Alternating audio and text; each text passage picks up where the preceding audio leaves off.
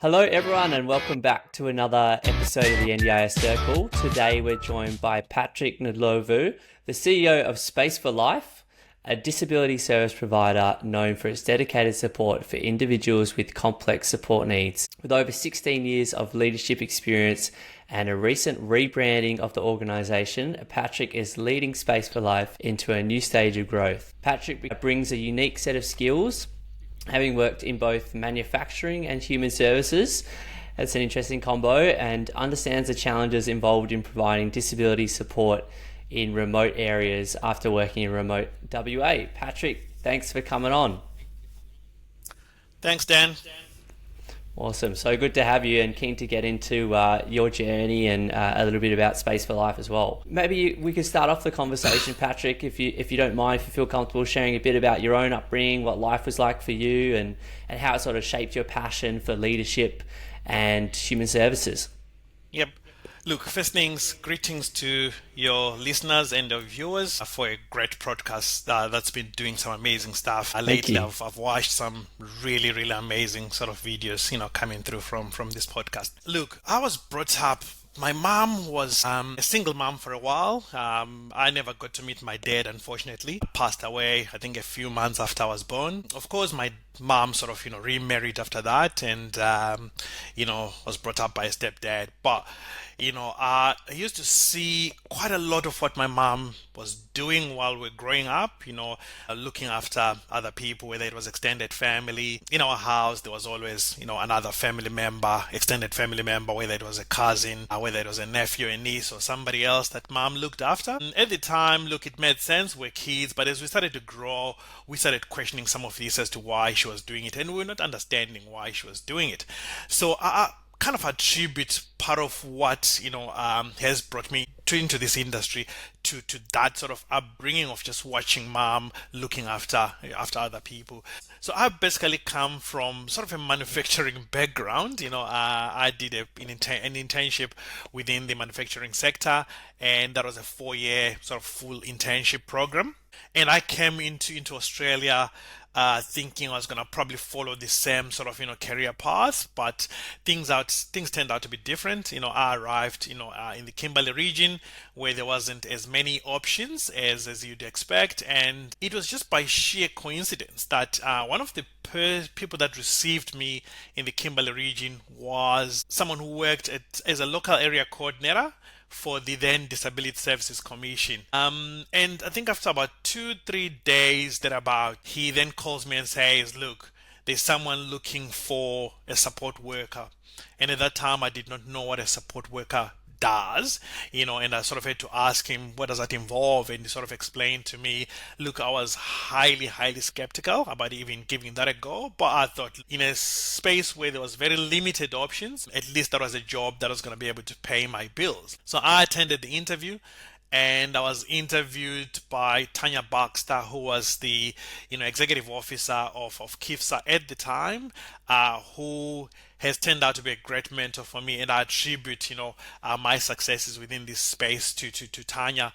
And what then happened is that I started off as a support worker, and I worked for about 6 months, and then it wasn't long before Tanya kind of started to realize probably my strengths and my capabilities around sort of leadership and management. And I was then promoted to become a service coordinator and had a team sort of reporting to me after that, setting up services in remote sort of Kimberley, which was challenging. We'll probably get to talk about the challenges within sort of remote Australia. I worked there for almost 2 years, and then decided to move to Perth. It's because I was already within this space and I enjoyed what I'd done in the Kimberleys. I thought, look, I'll just continue within the same industry. So that's how I got into this industry, and I've never looked back, to be honest. I've loved every moment of it. I've enjoyed sort of working with people, supporting people, and seeing people thrive and improve their lives. So that's what sort of motivates me. And when I look back, I think it makes sense. That's what sort of we could see mom doing while we're growing up, and while we've done it at a bigger scale, but it more or less mirrors what those attributes from mom. That's an amazing experience, coming into the country and going straight to the Kimberleys. Yep. Talk about going in the deep end. So I want to hook back in and talk about challenges and maybe some solutions in regional sort of remote areas for service delivery. But first, I want to sort of dive into Space for Life. You're the CEO. You've been there for, I think, 11 years. I think I got it for your LinkedIn. So you've obviously been there a long time. Mm-hmm. You've gone through a rebrand, used to be called BGSR, now it's Space for Life. Talk to us about the reasons behind the rebrand and the new name and its significance. What message are you trying to send with that? Yeah, so what I'll do, I'll take you a step back just to talk a little bit about BGSR. So BGSR was formed in 2007 by the two founding directors, that's Bill Gray and Susan Rutherford, who were ex-Disability Services Commission employees and decided to set up their own, organization that would support people with disabilities in Western Australia. It's around about 15 years thereabouts, of BGSR. The co-founding directors decided that they now needed to take non-executive roles, which essentially meant stepping away from the day-to-day management of the business. So that then formulated this idea about a new chapter, because now the business was going to move forward without the two co-founding directors. And as a result, we then thought of doing a rebrand. That's how the idea came up, to say, look, as we enter this new chapter, let's sort of rebrand. But at the back of our minds, we had the NDIS review kind of, in the background. We also had, the NDIS Royal Commission as well. And we were sort of hearing different things. And the industry was also moving. And remember, when BGSR was set up, that was before the NDIS. And we needed to make sure that we're moving, in step with the changes within the industry as well, and make sure that the organization was a contemporary NDIS provider. So we needed a contemporary NDIS brand, but without losing our soul, and saying, look, this is who we are, but we're just going to change this slightly to ensure that we are adapting and evolving with the changes that are happening within the sector. So it was just a case of pivoting and repivoting and saying, okay, we now need a fresh look and a fresh approach to how we do things, but still more informed by the foundation that was set up by Bill and Sue. So you'll find that the rebrand kind of reflects our commitment to kind of an inclusive, supportive, and community-based approach in the way we do things. So, yep. Awesome. And would you say that the reasons and the rationale behind that rebrand, is that a new direction in terms of the participants that you're supporting, or what services you're providing, or an ethos? What's changed and what stayed the same?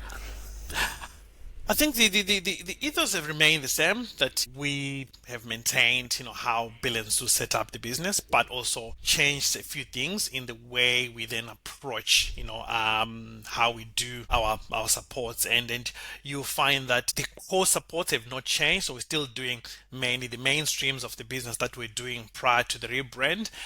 There might be some small additions here and there, but we've remained sort of focused on that. But it's just making sure that we are a contemporary organization.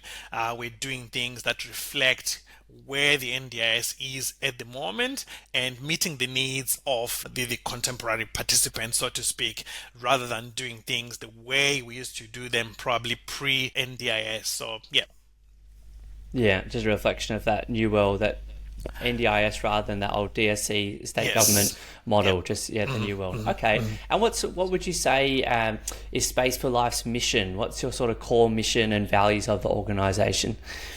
So we've got interesting values when you look at it, that are a bit unique, and then we love them, you know what I mean? So our 4 key values are, we say, do right, stronger together. We've got the drive and energy, and then the growth mindset. So when you look at that, the do right means we'll endeavor to do the right thing at any given time. And then that's what we push for within, our teams, to say, look, do the right thing at any given time. So it's the right thing by our participants, right things by our organization as well, within us working as a team.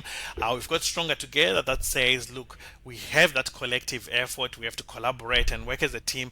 But in saying that, that value, we love it a lot because it also says to the participant, we are stronger together here working with you collaboratively with your stakeholders.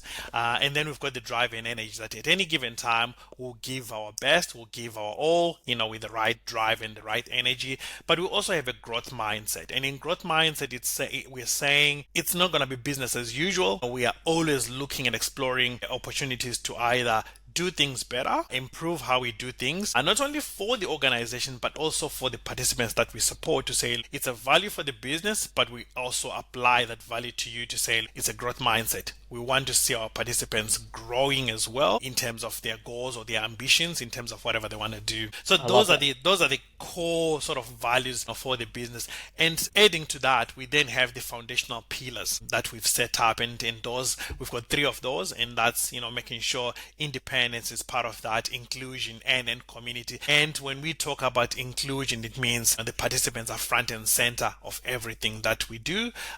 Whatever decisions we do around supports, we have to always remember that the participant is the most important person.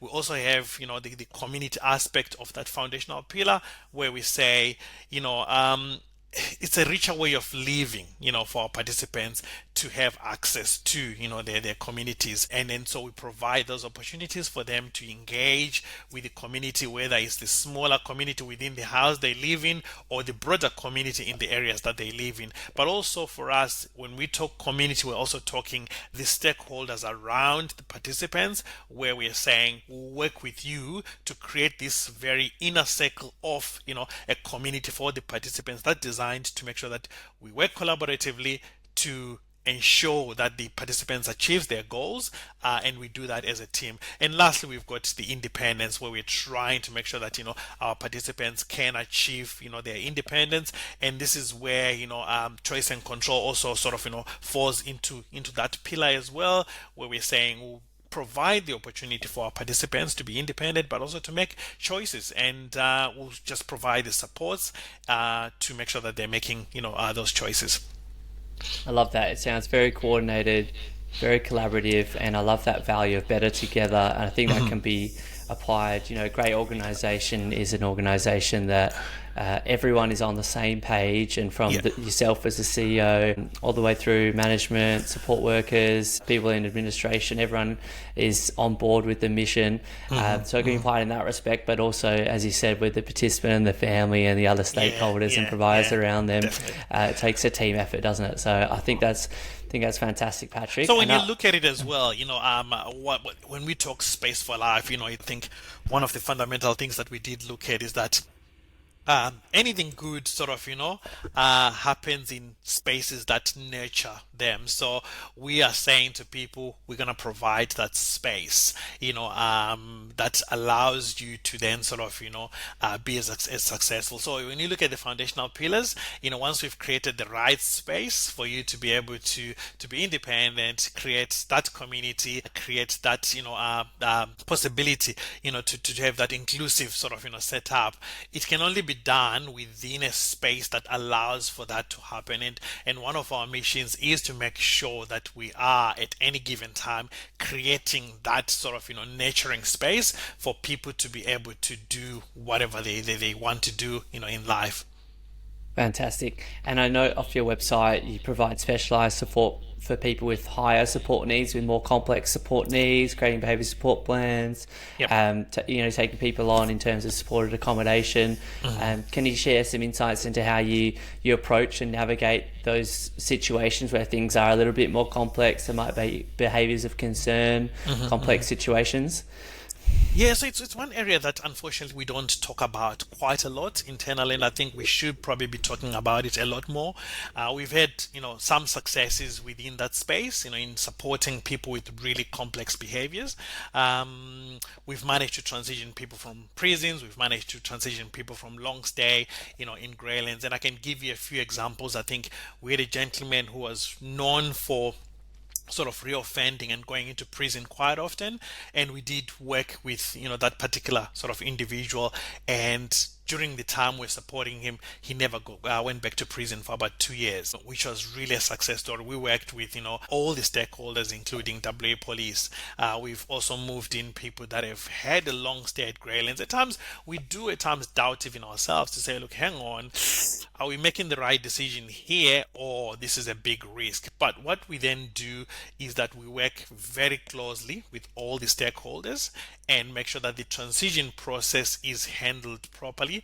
Our staff are trained prior, they know and understand, what to expect and how to manage those behaviors. And then we work very, very closely with the behavior support practitioners. One thing that brings success within participants with complex behaviors is a good behavior support practitioner, and working collaboratively with that behavior support practitioner, who then provides training, feedback at any given time. We also have a system internally where our reporting systems are really in place, and we make sure that for every incident we communicate that to the practitioners and make sure that the practitioners can go through that incident, give feedback, and tell us how we could sort of do things better. And so that has been probably the success in that space. It's been driven by us working collaboratively with stakeholders, working particularly very closely with behavior support practitioners, but also providing the training that's necessary for our staff. Over and above that, as you know, within that sort of space of complex supports, your risks in terms of staff again getting sort of injured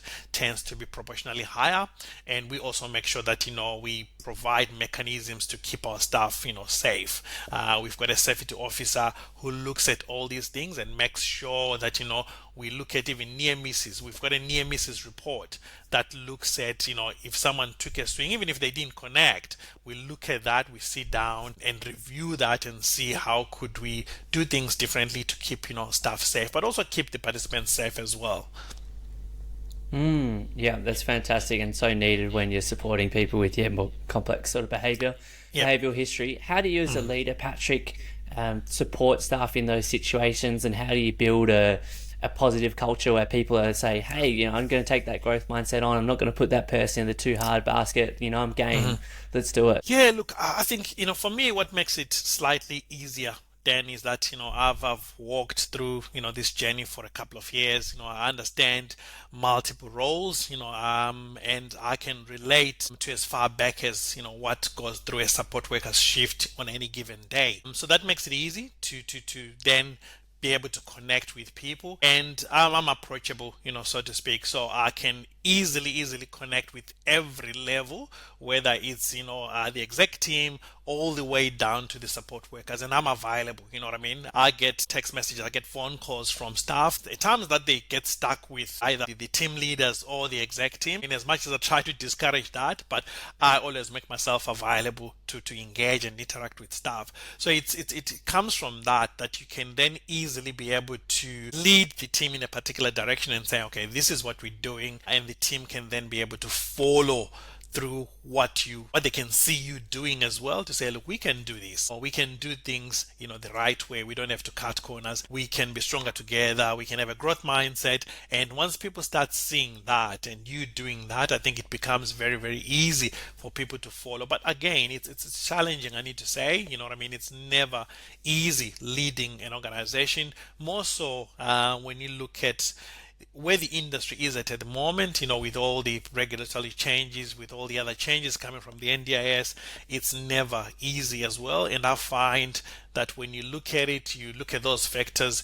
you look at the quality and caliber of staff that we have in a highly transient sort of, workforce, those challenges become quite a lot, and you need to find ways as a provider to stay on top of that, to say, look, I understand, there isn't many good quality support workers out there, because every provider is seeking good quality support workers. And how do I then make sure that those that I get, I can sort of train and make sure that they understand the values, the ethos, and the mission of the business, and be able to do the right thing. It's challenging, but it's doable.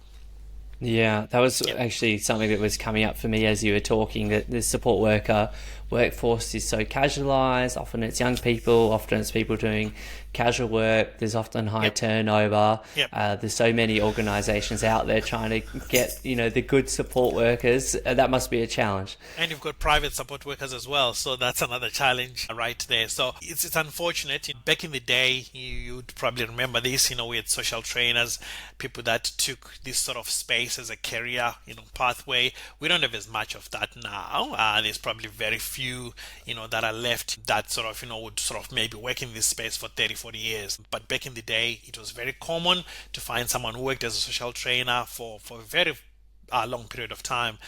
We are lucky. For us, I think, I always say this to people that when I look at it, we've got a number of people that, are over, the 10-year mark, and we've got, quite a significant number that are over 5 years as well. So we've been able to retain probably most of our staff, which is really good.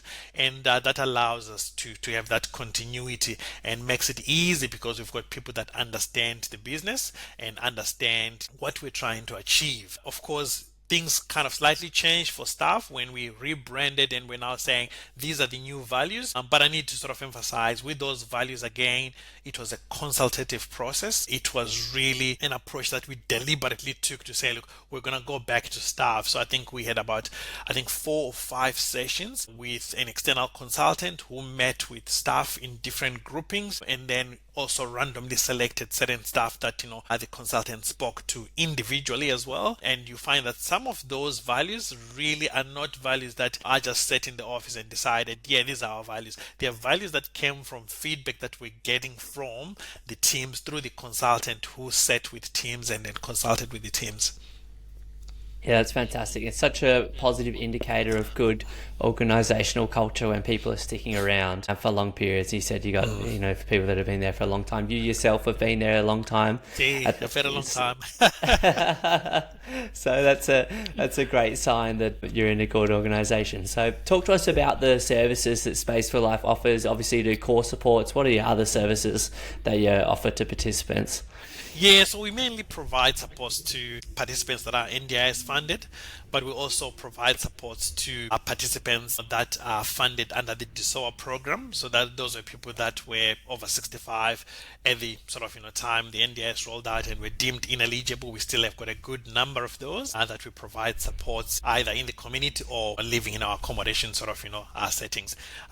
So SIL is the biggest component of the business in terms of revenue streams, but in terms of numbers, I think community participation has got more participants. So we do SIL in the traditional sense of SIL, and then we also provide social and community supports. We also provide assistance with day living. We've got a few ILO options as well in place where we provide supports to individuals in the community under that ILO sort of setup. We do plan management as well, which is another part of the business that we've rarely put out there, and you find that far less people know that we do plan management, but we do, and we've done that for a number of years. And I think it's another area of the business that probably we need to put out there and say to people, we do this. The good part is that we do this, or the people that sort of manage that are people that are involved on the other side of the business in terms of the billing and claiming.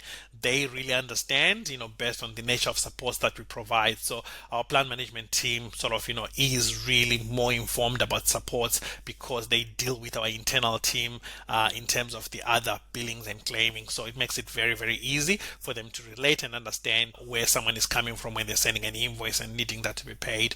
We also do level 2 support coordination. Again, it's another part of the business that we rarely talk about. We've got some legacy participants there, and probably it's another area that maybe in future we might sort of explore and try to, grow within that sort of space. But yeah, those are the key services we provide. So it's mainly SIL, assistance with daily living, social and community participation, plan management, and support coordination.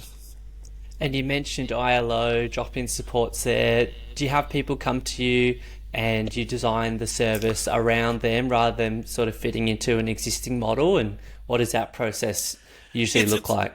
Yep, it's very interesting, and that's how we do it for almost all the supports. We sit down with families and engage families and design supports based on their needs and or their funding, whatever it might be. We don't have a cookie cutter solution. Even with the houses, people that go into supported accommodation as well, we have that process of saying, okay, what do you want? Take for instance, we've got a gentleman that's moved in now into one of our sort of homes, and part of that discussion then is like, okay, for their transition, maybe we need to increase support and then slow down later on. So we can design that working with families again around how their funding is sort of structured. Does the funding permit for us to do that? And we are as flexible as you can imagine in terms of how we look at supports for anyone. It's not really a cookie cutter solution. It's working with families, working with support coordinators and specialist support coordinators, and understanding the needs of the individual more than anything else, rather than us just prescribing to you to say, look, this is how we're going to support you. You either take it or leave it. We don't have that approach, definitely. I feel like that's the future of disability support with so many providers now in the space. Those that take a more individualized approach might be the ones that see more success in the future years. I want to hook back around to, before we finish, the regional remote piece, that disability support you experienced in the Kimberley. What would you say, obviously, working in those areas are the sort of the biggest challenges? And I know that there's not a clear answer for this, but are there some solutions that you saw on the ground or came to mind when you were working in those areas? So remember, I worked in the Kimberley before the NDIS. Okay, things were a lot different from what I have. Remained connected to that part of the country. I think once you work areas like the Kimberleys, you develop this attachment to that area. You can't really detach yourself. You sort of keep trying to find out what's happening. Now, I was talking to a provider, to someone who works for a provider that took over the company that I used to work for, and we just could connect because he's worked in the same space that I worked in. So it's always good in that regard to find out what's happening. But going back to your question, so when I worked there, Disability Services Commission had local area coordinators, and the local area coordinators used to travel to the small communities. So take for instance the local area coordinator for Derby, for instance. He would travel to Monjom, he would travel to Luma, he would travel to Pandanas Park, he would travel to Fitzroy Crossing and connect with families. So they had someone, they had a reference point other than just the provider. They had another reference point, someone that they could sort of who could come and sit down with them face to face and talk to them. I think with the NDIS, families have lost that because either they now have a support coordinator who is based, either in Perth or based, in the eastern states, and they only probably connect via a phone call or via Zoom or whatever, and that makes it very hard for families. So when you look at that, they've lost something there in terms of that connectivity. But also when you look at it, even when I was there, I think the company I worked for was the only provider within that space. When I left, there was another provider that was just coming in. I understand now that there's only one or two providers as well that provide core supports, and what that means is that it's a thin market. So choice and control in the true sense of the word doesn't really exist because you either have just one provider that's available within your regional area, and you only have to go with that provider. You've got no any other option, which is a disadvantage for people sort of living in regional towns. But also they do have a highly transient workforce as well. People go to the Kimberleys, they work for 12 months or so and they leave and move on, and which means continuity for those organizations providing supports isn't there. So it means families have to connect with new support staff all the time. I've seen some amazing models from some providers where they're doing the 5-4 option of flying people to the Kimberleys, but again, I'm not sure regarding that, how it works and how it's beneficial to the participants, but it does look like something that's been used to bridge that gap in terms of lack of available support workers. So those are the challenges. Some communities are very remote, And with the current NDIS model, I think some of those communities are now highly disadvantaged, probably compared to back in the day when DSC had LACs traveling into those communities and being available to then attend to some of the issues that the families were facing. We have also now kind of started to move into regional towns. We now have, participants in the Midwest, in Perenjori, which is about 350 k's from Perth, and I visited Perenjori in September. We just cannot find a support worker there. You know what I mean? It's very remote. In 50 k's to Perth, I think it's probably about 200 odd k's to Geraldton. So it's very difficult to then find supports. But also, if you find supports, how do you supervise those supports in such a regional sort of area? You're now relying on a support worker to be doing the right thing, and they work solo. Maybe you only have one support worker, there's nobody else, and you lose those checks and balances as an organization as well, and you can't really put a team leader or a coordinator there to be best there. It means maybe you'll have someone maybe driving up there once a month or every 6 weeks or so, but your supervision kind of is not as effective because of the remoteness of that location. So that's the disadvantage that we're trying to work on as well as a team, but it's something that excites us to say, look, we shouldn't just confine ourselves to Western Australia.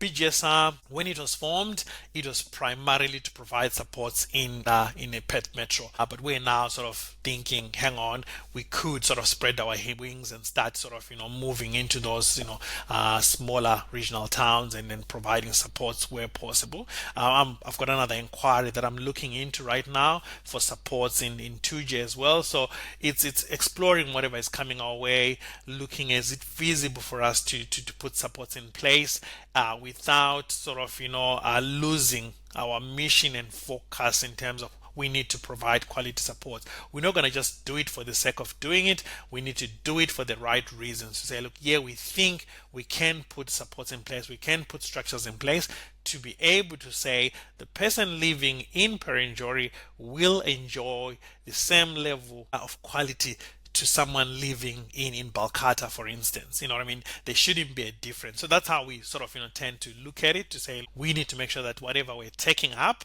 we'll be able to still maintain the right levels of support and the right quality of support. Maintaining that quality, definitely a challenge. Do you think there is a case for, obviously DSC, Disability Services Commission back in the day, took a bit more market stewardship, if you like, and there was block funding there for providers, so they had certainty over funding to deliver those services in that area, whereas now everything is individualized through the NDIS. Do you think there's a case for some of that model in combination with the individualized funding to meet the needs in those areas? What's your perspective on that? Look, I think a combination of the two systems would have been great. I think when you look back when the NDIS sort of rolled out, I think WA probably one of the best systems in terms of disability supports, and maybe we needed to look at combining the two systems, what existed then and what the NDIS was bringing on board, to be able to strike the right balance, particularly for people in regional towns that have lost a fair amount of supports because of the way supports are now structured. You take, for instance, the participant that I'm talking about in Perenjori has therapists that are in Perth, and the funding is so limited. When I say to the therapist, can you travel and see, they're like, hang on, half that funding is wiped out by just travel. So you find that now it's very challenging. I would have loved to see a little bit more of the NDIS My Way, concept that WA was sort of trying to come up with, which was kind of a hybrid model, tapping into what the NDIS was bringing, but also retaining what the state already had in place in terms of supports. And I think that would have probably helped, in some instances, to bridge some of these gaps that we're now seeing now. Yeah, fantastic. And probably to wrap up, Patrick, with your experience leading Space for Life through this period of growth, change, you've been part of the old system, you're a big part of the new system. What are some strategies you think are particularly important for driving growth and also continuous improvement for organisations in the sector? I think it's just having the right mindset, starting from the very top as well. So for me, for instance, it's having a board that sort of understand, where we're going, and also driving that and assisting the exec team. I think it's fundamentally important. Then having the executive team that is highly competent and understands, okay, this is what we want to achieve as a team, and we're all moving in sync. We're all moving in one direction. The moment you have problems within, for instance, the exec team, then nothing is going to sort of work out, because you need to make sure that your exec team is very, very supportive. They understand, because they're the ones that are going to drive the implementation of these. Then it cascades down to your senior team leaders, your team leaders, your house leads, and the support workers as well, just to make sure that we're all moving in one direction. Everyone is taken. So we've taken a deliberate approach to be very slow and strategic in our approach to the rebrand, because we understood that we had people that had been in the business for a long time that may not be able to move as fast as we want them to. So we had to make sure that we're not leaving anyone behind with this rebrand. We're taking all our staff with us, but in a very slow and gradual process for some staff, to make sure that people understand the direction that we're taking. And a lot of training and re-educating around that as well was very important. But also the other fundamental thing is to cultivate a culture of continuous improvement. We have a continuous improvement committee. We call it the Kaizen committee. As you know, Kaizen, that's the Japanese word for continuous improvement. So we call it the Kaizen committee. And that committee sits, I think, monthly. I don't sit in that committee. There's people that sit in that committee, and they look at ways to improve what we're doing. So ideas come from the Kaizen committee itself, but they don't have the exclusive rights to generate ideas. We've gone out to our staff. So if you go into any of our accommodation sites, you'll find that there's a QR code for any suggestions that then go directly to the Kaizen committee. The Kaizen committee then looks, hang on, this staff member is suggesting we try this. Is it feasible?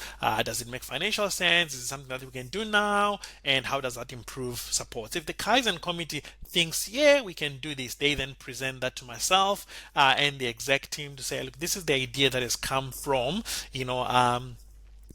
from staff, and the Kaizen committee has looked at it. They'll flesh it up a bit. If it means it's something that costs money, they'll put dollar amounts to it. So more like putting a business a case for it, and then we then say, okay, we can implement this, or we can park this for now because now is not the right time. So having that within the business where staff know that I can sort of put in my suggestions. We're talking about it just interestingly 2 days ago at our senior exec meeting to say, look, we need to make sure that every suggestion that comes through, we respond to it. Whether it's a suggestion that we do not think we can implement, we need to get back to the person who has made that suggestion and say, look, thank you for your suggestion. Maybe now is not the right time, because if we don't do that, we'll lose, that motivation for staff to be able to keep on, giving us the ideas. Because when you look at it, we sit in the office here. The people that are on the ground are the support workers. They are the coal face. They know at times better than us in terms of how to improve things. We are just there to facilitate and make sure that they're doing the right thing. So we need to listen to them as well.